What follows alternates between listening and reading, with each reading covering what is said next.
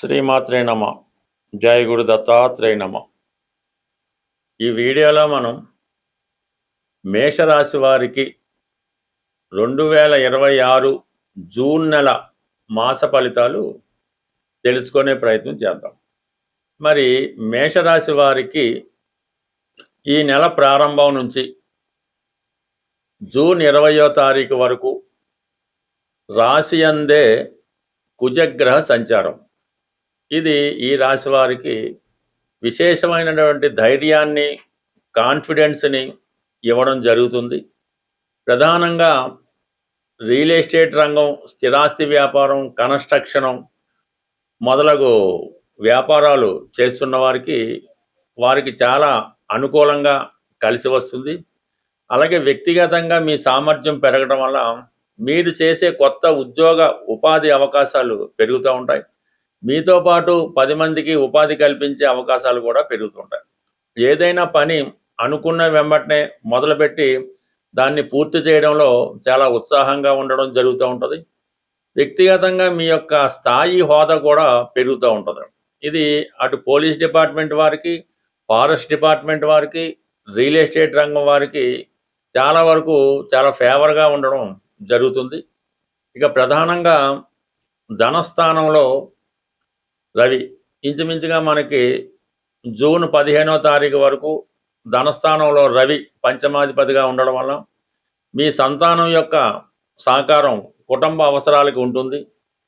కుటుంబంలో ఒకరికి ప్రభుత్వ ఉద్యోగం కానీ, ప్రభుత్వ పదవి కానీ, ప్రభుత్వ పథకాలు కానీ అనుకూలంగా రావడం వల్ల మరి కుటుంబం యొక్క వ్యక్తిగత కుటుంబ ఆదాయం పెరిగే అవకాశాలు చాలా బలంగా ఉండడం జరుగుతూ ఉంటుంది. అలాగే మీ కుటుంబం యొక్క విలువ కూడా మార్కెట్లో పెరుగుతూ ఉంటుంది. మీ యొక్క మాటకు కూడా వాల్యూ పెరగడం జరుగుతూ ఉంటుంది. చాలా అథారిటేటివ్గా ఉండే అవకాశం ఉంది. మంచి మార్కెటింగ్ స్కిల్స్ కూడా ఉండడం జరుగుతూ ఉంటుంది.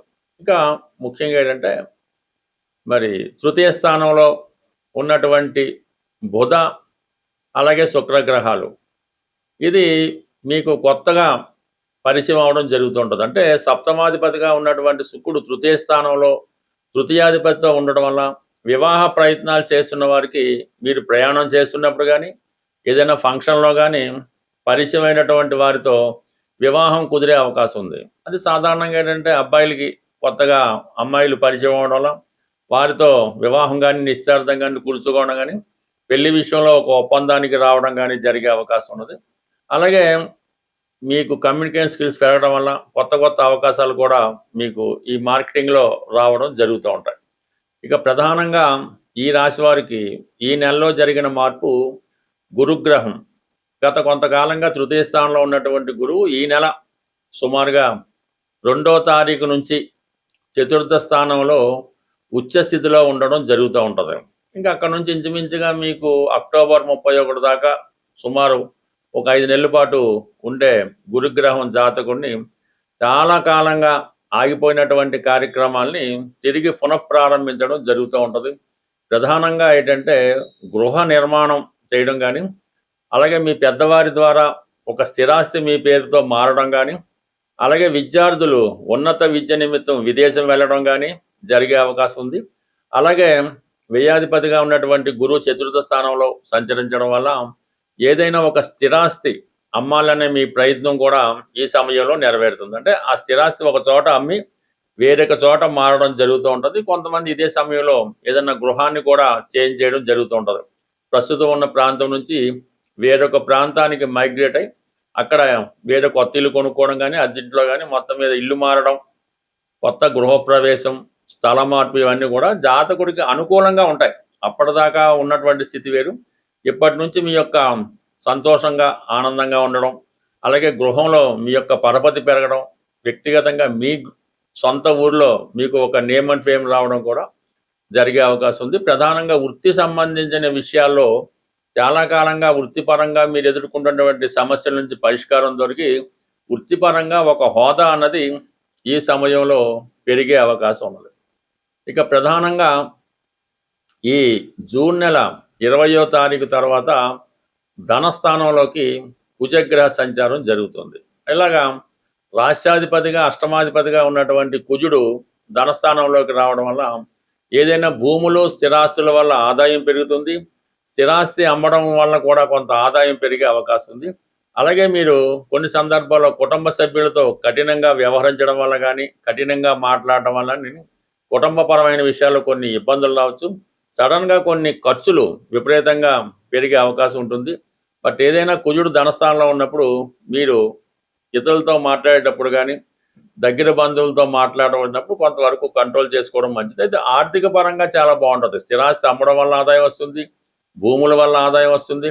కుటుంబం అంతా కూడా చాలా బిజీగా ఉండి ఒకరికొకరు మాట్లాడుకోవడానికి వీలైనంతగా ఈ బిజీగా ఏర్పడడం జరుగుతుంది. అలాగే ఇంచుమించుగా మనకి ఈ జూన్ నెల 15 తర్వాత ఈ గురువు తృతీయ స్థానంలోకి మారి అక్కడ ఉన్నటువంటి బుధుడితో ఏర్పడినటువంటి బుధాదిత్య యోగం ఇది విద్యార్థులకి చాలా అనుకూలంగా ఉండడం జరిగింది. బట్ ఏదైనా మన మేషరాశి వారికి ప్రస్తుతం జరుగుతున్నటువంటి 12వ స్థానంలో ఉన్నటువంటి శనిగ్రహ సంచారం మీద చతుర్థ స్థానం నుంచి గురు వీక్షణ రావడం వల్ల ఏలినాటి శని ప్రభావం కొంతవరకు తగ్గి చెడ్డ ఖర్చులు, వేస్ట్ ఖర్చుల నుంచి బయటపడి కొన్ని మంచి ఖర్చులు పిల్లల కోసమో, గృహం కోసమో, దేవాలయం కోసమో, దైవం కోసమో మంచి ఖర్చులు పెరిగే అవకాశం ఉంటుంది.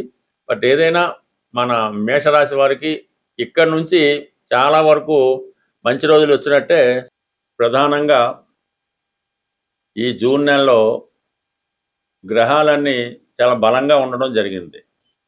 కుజుడు స్వక్షేత్రం, గురువు ఉచ్చ, బుధుడు స్వక్షేత్రం. ఈ విధంగా గ్రహాలు బలంగా ఉన్నప్పుడు ఈ గ్రహాల యొక్క పరిహారం నిమిత్తం ఆ గ్రహానికి సంబంధించినటువంటి జాతి రత్నం మనం ధరించినప్పుడు ఆ గ్రహం యొక్క ఫలితం మనకి తొందరగా అనుకూలంగా లభించడం జరుగుతుంటుంది. సో సాధారణంగా ఈ జాతి రత్నాలు కొంతమంది ధరించినప్పటికీ కూడా ఈ గోచారంలో సంచరిస్తున్నటువంటి ఈ గ్రహాల ప్రభావం కూడా ఆ జాతకుడి మీద, ఆ జాతకుడు ధరించినటువంటి రత్నం మీద ప్రభావం చూపడం జరుగుతూ ఉంటుంది. మరి ఈ నెలలో ఉన్నటువంటి గ్రహాలు బలంగా ఉండడం వల్ల మరి సాధారణంగా ఒక రత్నధారణ వల్ల మీ సమస్యలను కొంతవరకు పరిష్కరించుకోవచ్చు.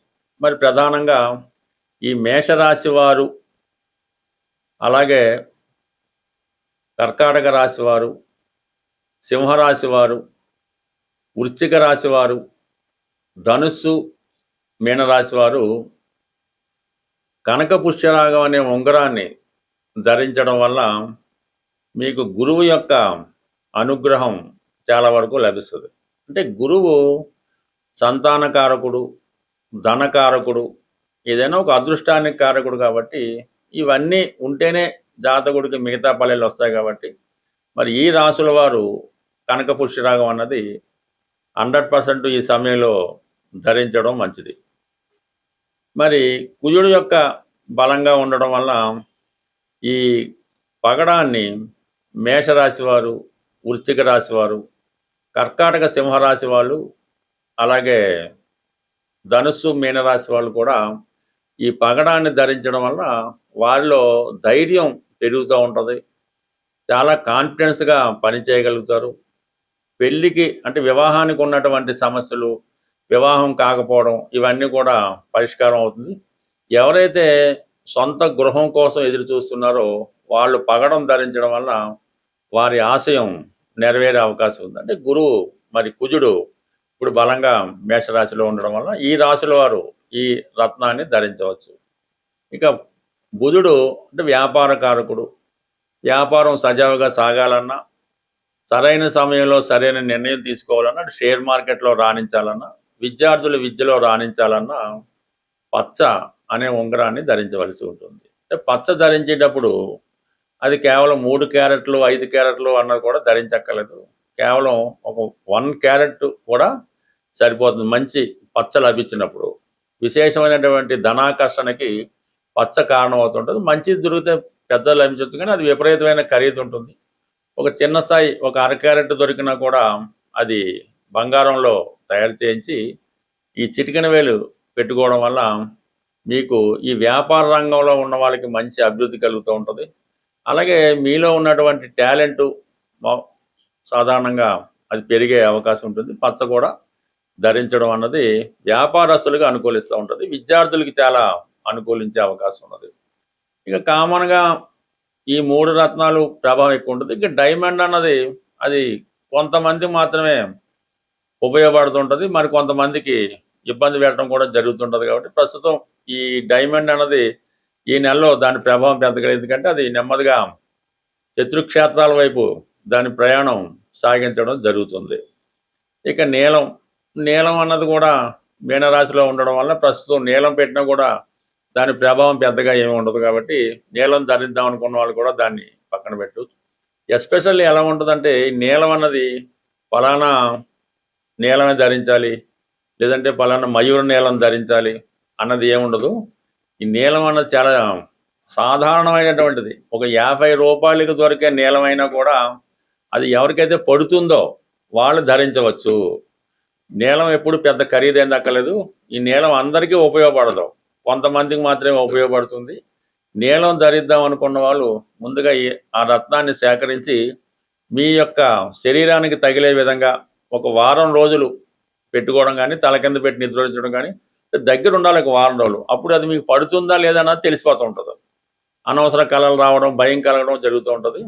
నీలం మాత్రం ఏది పడితే అది ధరించడం, ఎవరు చెప్పి ధరించడం అనేది కొంచెం జాగ్రత్తగా ఉండవలసిన స్టోన్. కాబట్టి ఏదన్నా నిర్భయంగా ఎవరిని అడగకుండా ధరించగలిగే ఏకైక స్టోను కనక పుష్యరాగం.